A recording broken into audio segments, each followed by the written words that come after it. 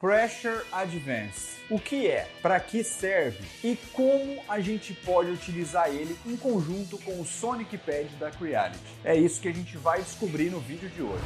Fala pessoal! E aí, tudo bem com vocês? Fazia tempo que eu não falava isso no começo dos vídeos, hein? Quem lembra? É mesmo, é?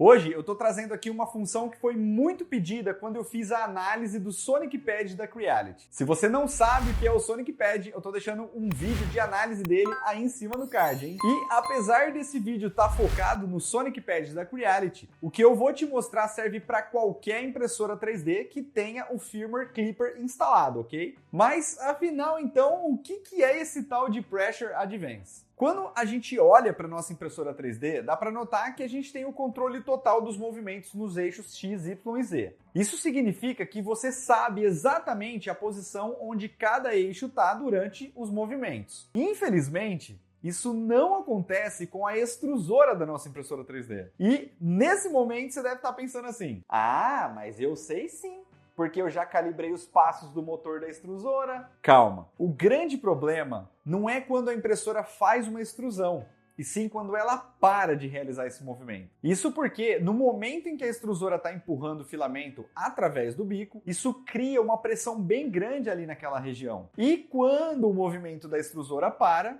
o que acontece é que ainda existe uma pressão ali dentro do bico da impressora 3D. Essa pressão faz com que continue saindo filamento através do bico, mesmo que a extrusora já tenha parado de fazer o movimento. Você já tinha notado isso aí na sua impressora 3D? Então, comenta aí para eu saber. Na prática, isso significa que a sua impressora 3D acaba depositando mais filamento no final do movimento do que no começo. E isso, como você pode imaginar, acaba interferindo na qualidade das suas impressões. Portanto, o Pressure Advance é uma série de cálculos que o firmware Clipper é capaz de fazer para tentar minimizar esse efeito nas suas impressões 3D. De uma forma simplificada, o que ele faz é basicamente aumentar a extrusão no início do movimento e diminuir a extrusão no fim do movimento. E isso garante uma extrusão muito mais uniforme nas linhas de impressão do início ao fim e, consequentemente, aumenta também bastante a qualidade. Alguns benefícios do Pressure Advance são cantos mais nítidos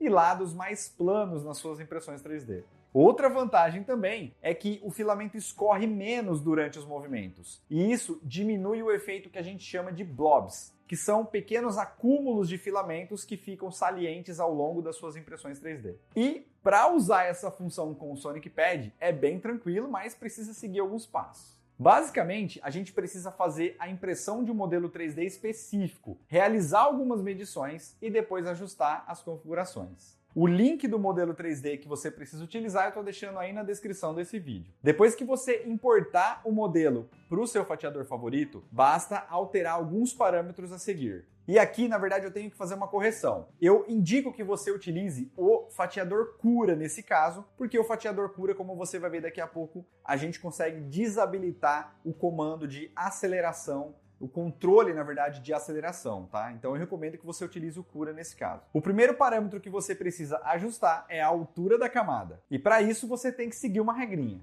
Você sempre vai usar 75% do valor do diâmetro que tem no bico da sua impressora 3D. A minha, por exemplo, tem um bico de 0,4 milímetros. Então, 75% de 0,4 milímetros, eu tenho que usar uma altura de camada de 0,3 milímetros. O preenchimento, nesse caso, precisa ficar zerado também. E nessa impressão, você também não precisa usar nenhuma camada de topo. Portanto, a gente pode zerar essa propriedade também. Em relação à velocidade de impressão, você precisa ajustar todas elas para 100 milímetros por segundo, com exceção da velocidade da primeira camada. Essa você pode manter o valor que você costuma usar aí na sua impressora 3D. E como eu já mencionei, você também precisa desativar qualquer controle de aceleração que possa estar ativado no seu fatiador. Agora você já pode fatiar o seu modelo e salvar ele para usar daqui a pouquinho. Mas, antes de imprimir, a gente ainda precisa enviar alguns comandos para o Sonic Pad. E você tem duas opções para fazer isso. Você pode digitar os comandos diretamente no console lá do Sonic Pad, ou você pode copiar eles e colar diretamente no console do Sonic Pad, que fica acessível através do navegador de internet. Eu optei pela segunda opção porque eu acho bem mais fácil, mas se você quiser digitar lá diretamente no Sonic Pad, também dá.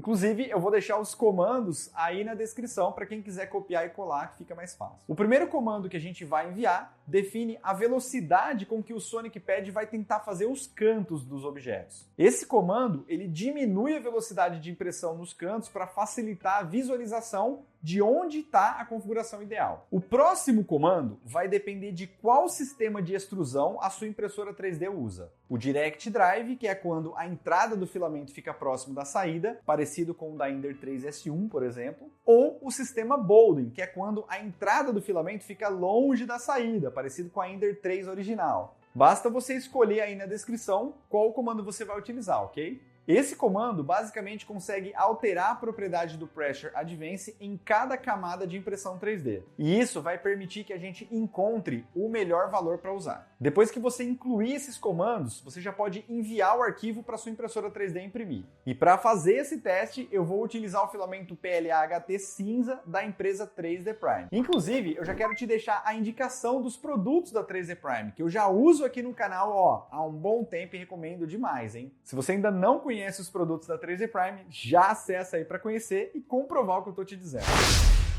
Depois que a impressão terminar, o que você precisa fazer é procurar qual região ficou melhor. E para isso, é só observar bem os cantos que estão mais definidos e mais nítidos. E observa também se os lados estão planos e sem nenhum defeito. Quando você identificar qual a região que está com uma qualidade melhor, você precisa medir a altura dessa região, tomando como referência a base do seu objeto. Com esse valor de altura anotado, a gente precisa aplicar ele numa fórmula para achar o valor ideal do Pressure Advance. E de novo, se a sua impressora 3D tem um sistema Direct Drive, você tem que multiplicar a medida da altura que você encontrou por 0,005. Agora, se a sua impressora 3D tem um sistema Bowden, você tem que multiplicar a medida da altura que você encontrou por 0,02. O resultado dessa conta é o valor que você tem que usar na propriedade Pressure Advance. Daí, é só entrar nas configurações avançadas do Sonic Pad, já conectado na sua impressora 3D,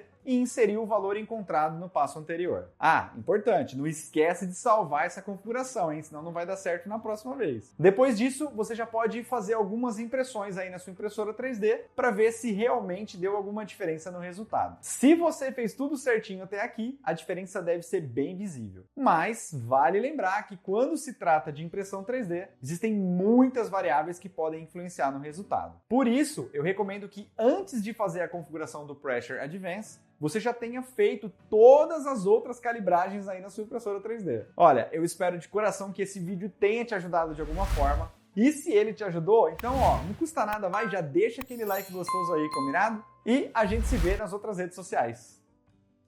Tchau!